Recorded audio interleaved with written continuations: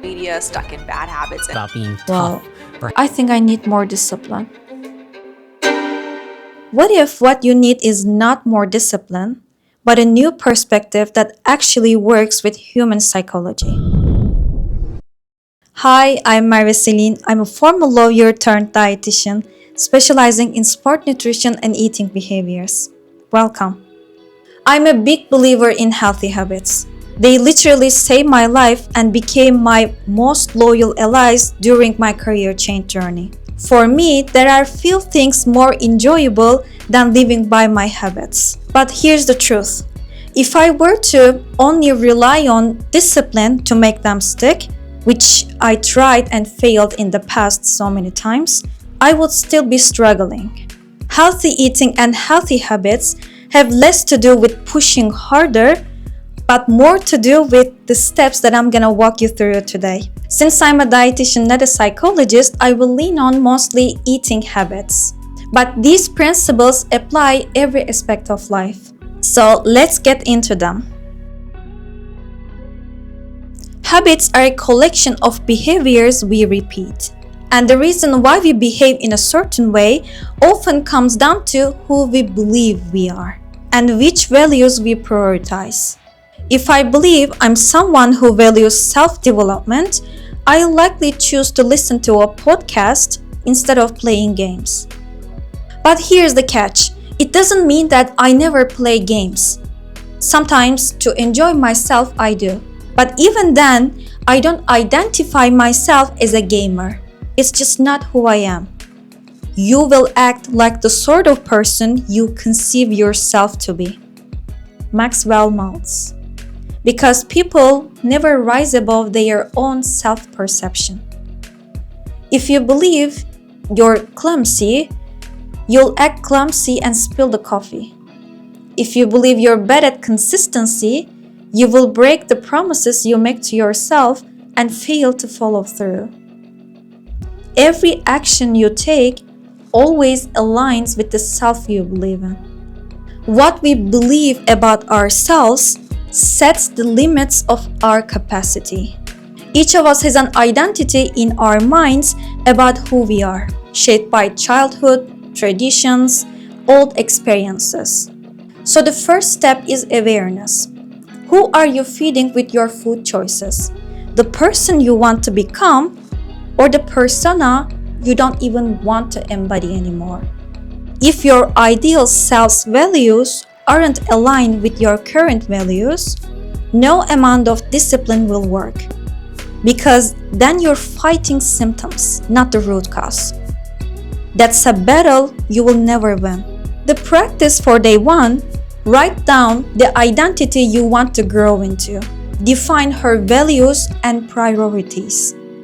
For example, I want to be someone who enjoys whole foods, who feels her body to be physically and mentally strong, to show up as her best self every single day. When you decide who you want to be, that identity comes with standards. If she's strong, she makes time for the gym. If she's intellectual, she reads books. If she values health, she fuels her body properly. List out all the skills, behaviors, and habits your ideal self has. But here's the key: run them through your value filter. Don't just copy you see healthy habits online. Check if they fit your unique body needs and values, and filter the rest out. For example, just because you see don't eat after 6 p.m., you don't have to apply it if it is not realistic for your schedule or you're someone who values dinner time with your family. Another example, intermittent fasting. If it leaves you drained and unfocused, it's not serving you. I've already covered these myths in my videos. The overall framework is what matters the most. Remember, the identity you want to become is your ideal self. It has to serve your unique needs and values. And here's another trap many people suffer from. They try to do all the list at once. That's a recipe for overwhelm. Pick just one or two actions that actually moves the needle.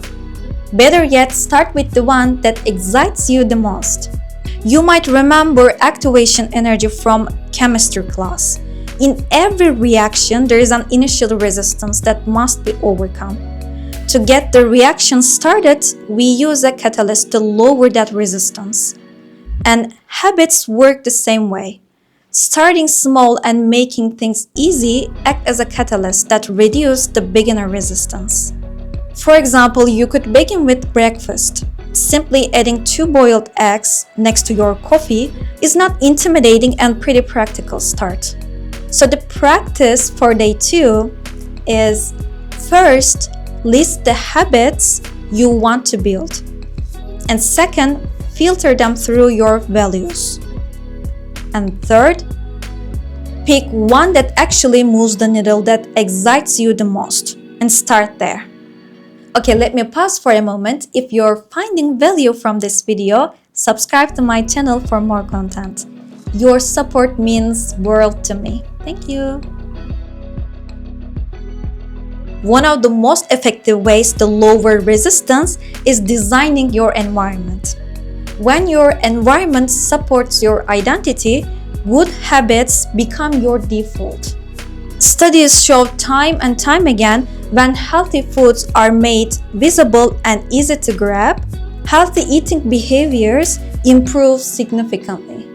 That's why I always try to keep practical whole food choices at hand.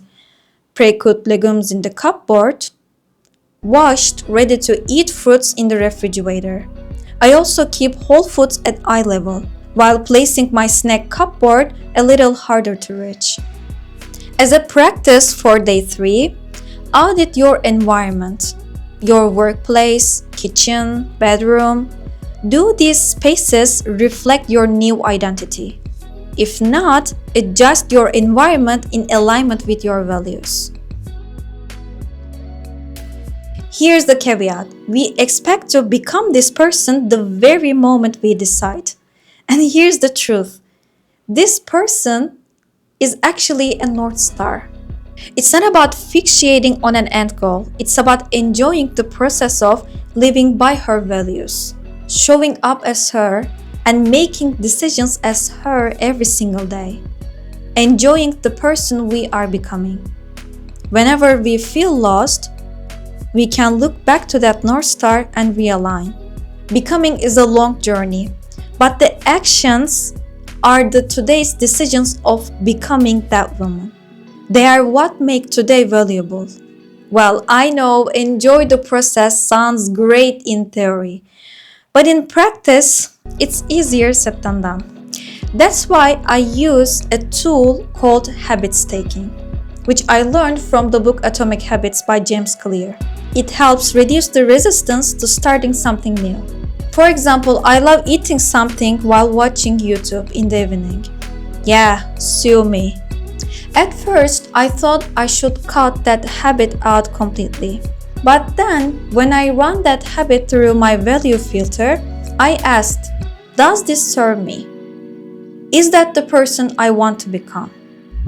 And the answer was yes. It reminds me of family and comfort. And I don't want to give up on that habit. Trying to cut it off made me really unhappy.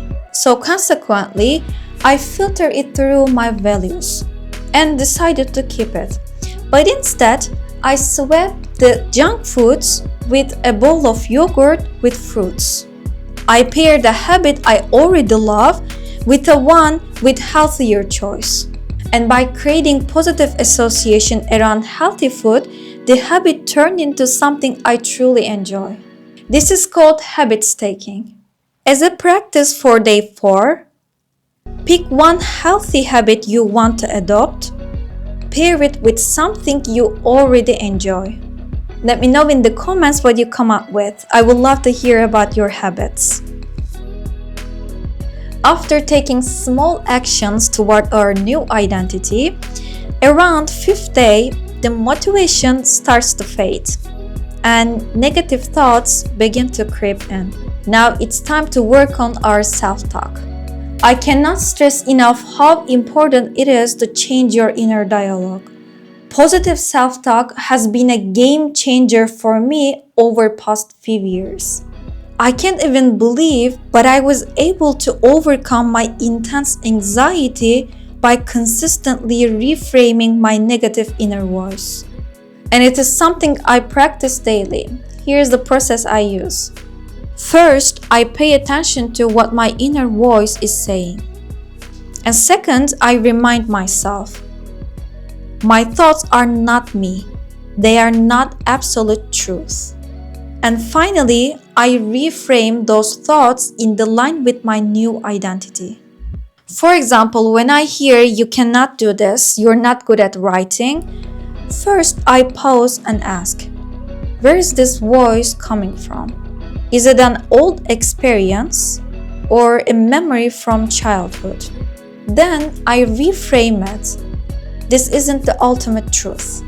Writing is a skill and I'm becoming a better writer every time I practice. As you see, I emphasize that it's a skill that can be learned. I'm acknowledging the process and I'm affirming the new identity that I'm building. Now let's talk about flexibility, because life is not linear and will get messy. Work runs late, travel happens, you will miss a workout, and most common one, I ate an ice cream and blew up everything. Enjoy your ice cream, by the way. Here's the truth. One day off track doesn't erase your identity. Just like playing a game one night doesn't make you a gamer, eating a pizza one night doesn't make you unhealthy. Consistency isn't perfection. It's the average of a week or a month of your choices over time. If you need to hear this, here's my approval. You have full right to eat whatever you want. When you look at a week or a month, the overall picture is what you want to see, you're on the track. For practice day 6, write down a 7-day food plan for busy days. If you set 7 go-to options for emergency, when life gets in the way, you will be prepared. Mindful eating is not about rules, restrictions, or eating in silence. It's about being present with your food, truly enjoying the eating process, and cultivating awareness of how food makes you feel. Research from Harvard Medical School and other studies has shown that mindful eating can help reduce overeating, improve digestion, and increase satisfaction with meals. But beyond the science, it gives you the gift of reconnecting with your body's signals. When you're present with your food, you taste intensely, you enjoy more, and you naturally feel more satisfied. Over time, you start building a relationship with food based on respect, gratitude, and balance. So the last day step is simple. As you take a bite, bring your attention to the experience and let yourself enjoy it fully.